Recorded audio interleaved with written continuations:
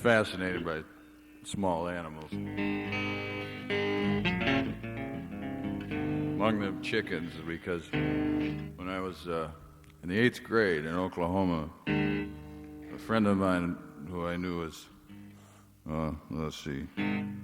due to the kind of muted ability for metaphor that belongs to the 8th grader in junior high school, we called this guy White-Haired Johnson. He was an albino. He played clarinet in the band. He lived out on a farm, and he never really got kidded like most kids would, because he had a Cushman Eagle. Remember those little runny things that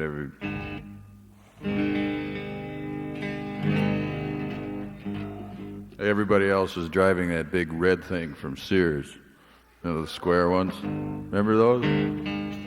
Well, he invited me out to his folks' farm one weekend for the weekend, and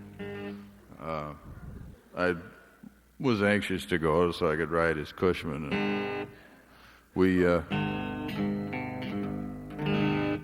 spent the morning of the first day there dumping fodder on a hired man, which is until you've tried it, one of life's really hidden pleasures, because you get to stand on top of a huge pile of fodder. Is really obnoxious stuff. It's got a terrible odor. It doesn't look appetizing at all. And you just throw it down at him, and he really doesn't know whether or not somebody's dumping it on him, because it tends to fall off from the top anyhow,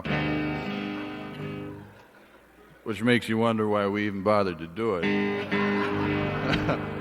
Now that I think about it. But we soon tired of that, I suppose, after we realized that we didn't need to be there, and went ambling back towards the farmhouse, and Whitehair stopped and said, "How would you like to kill a chicken?" I said, "Oh, sure."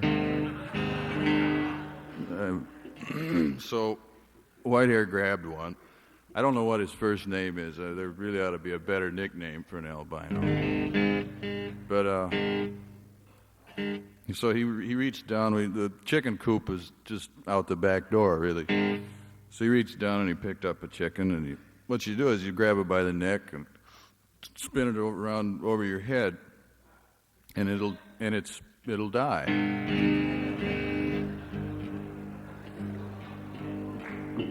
And let's see. So I reached down to pick up my chicken, my chicken, and spun it around my head, and it didn't die. And Whitehair gave me an odd look, and so I spun it again, and again, and the thing, I really wrenched the heck out of it, and it wouldn't die. So Whitehair said, "Well, why don't you beat it up against the side of the coop?" So I let go of its head and took its feet and started pounding the coop with it, and it still didn't die.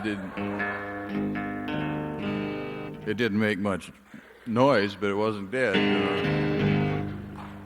So finally we wound up backing a tractor over its head and leaving it under the tractor for about half an hour.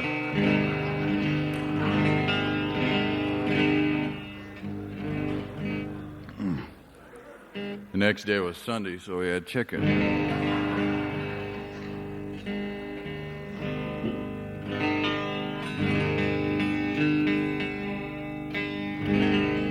This is called Cripple Creek.